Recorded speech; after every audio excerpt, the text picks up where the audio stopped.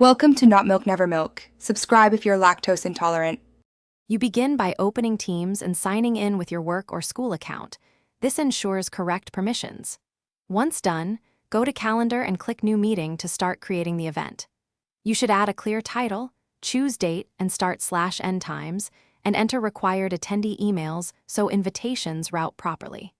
Make sure to select the correct time zone and set a short description that explains the meeting purpose. Next, configure the details that determine how the meeting runs.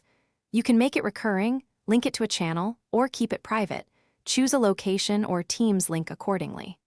Then open meeting options to control lobby behavior, who can present, whether recording is allowed, and if live captions are enabled. Attach the agenda and relevant files so attendees prepare in advance, and use the scheduling assistant to spot conflicts and pick the best time for everyone. Finally, send the invite and confirm attendee responses.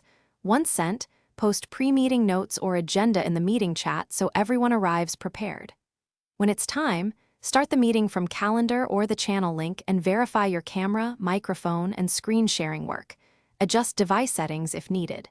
If something fails, retry signing in, clear the Teams cache, or check your organization's meeting policies.